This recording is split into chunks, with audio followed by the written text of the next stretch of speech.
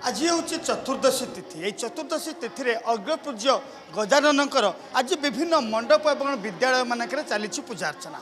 आम से विषय गोटे निरा पूजा आपको देखू। आम अच्छु बालेश्वर बालिया सरस्वती शिशु मंदिर स्कूल रे एवं एठी जो लक्षार्चना चली प्रभुंकर आज जेहेतु पूजा अच्छी एठी छात्र छात्री मैंने लक्षार्चना करिसेंती। लक्षार्चना मंत्र जप चली ये मंत्र लक्ष्य पर्यंत जप चलो आ सहित पूजा अर्चना चली। तेणु ये लक्षार्चना कौन कहीं पूजा अर्चना करा जाए से विषय कथा हवा। ये लक्षार्चना जो चली ये लक्षार्चना कौन आज हूँ भगवान श्री गणेशंकर पूजा अर्चना उत्सव। यही उत्सव रे भगवान श्री गणेश अग्रपूजा भाव पूजा पाती पूजा प्रथम होता है। यही उत्सव रे आमे लक्ष्यार्चना करी भगवान श्री गणेशंक ठारू आम जीवन रे लक्ष्य आम जीवन को सफल करने आम जीवन लक्ष्य हासिल करने आशीर्वाद भिक्षा करथाउ। आम 108 थर मंत्रटी को जाप करथाउ। मंत्रटी होची ओम गंग गणपताय नमो नमः सर्वविघ्न विनाशाय सर्वमंगल पार्वती प्रिय पुत्राय गणेशाय नमो नमः।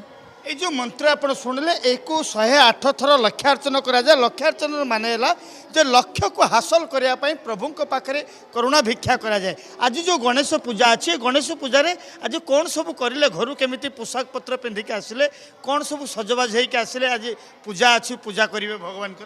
प्रथमे आम सका उठी गाधे मुंड धुई नुआ लुगा पिंधि एवं काली जो आम आसलु स्कूल ताकू पुणी धुई धुआ करके आम आज पिंधिक आसीचु। तो आज बहुत खुशी लगुच। आज पवित्र गणेश पूजा आम गणेश पूजा रे आम श्री गणपति को पूजा करि थाउ। तो आम आज लक्षार्चना कार्यक्रम भी करूँ जोटा कि आमर आम लक्ष्य पूरण करि थाए। लक्ष्य पूर्ण करता से लक्षार्चना कार्यक्रम चली। तेणु लक्ष्य हासिल करने पिलामानंकु जहाँ दरकार ताही एठी से प्रभु गणेश पाखे निवेदन करुँच। आज पूजा अर्चना लक्षार्चना माने कौन प्रकृत लक्षार्चना कले कौन लक्ष्य हासिल करें पिला साधारणतः देखो आम गणेश चतुर्थी प्रतिवर्ष तो सबुआड़े पूजा रोचे आम विद्यालय भी चलुची।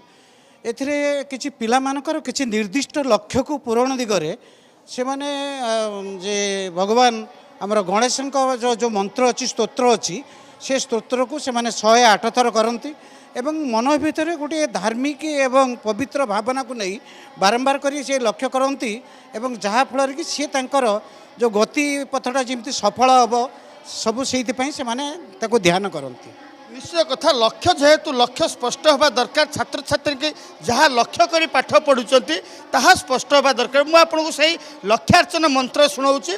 लक्षार्चना जो मंत्र जप करा जाउची 108 थर जप करा जाउची से लक्षार्चना मंत्र।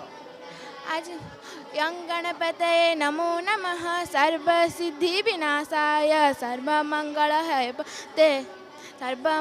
हेबते पार्वती प्रियपुत्राय गणेशाय नमो नमः। आज भाद्रव मास चतुर्थी तिथि यही दिवस आम गणेश को वंदना करें। जो कार्य करने को चाहूँ प्रथम आम गणेश को ही पूजा करें। यही मंत्र को 108 थर मंत्र पढ़ा पर आमर समस्त इच्छा पूरण होता है। तेणु आम लक्षार्चना करें। लक्षार्चना कले आमर लक्ष्य साधन होता है।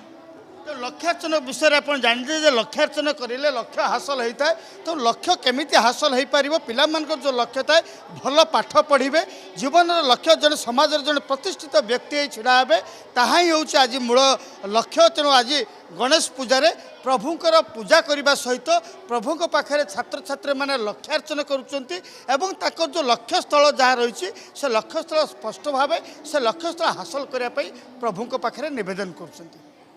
बालिया शिशु मंदिर कैमरा पर्सन भवानी शंकर सहित राजकिशोर बेहरा नंदीगोष्ठी।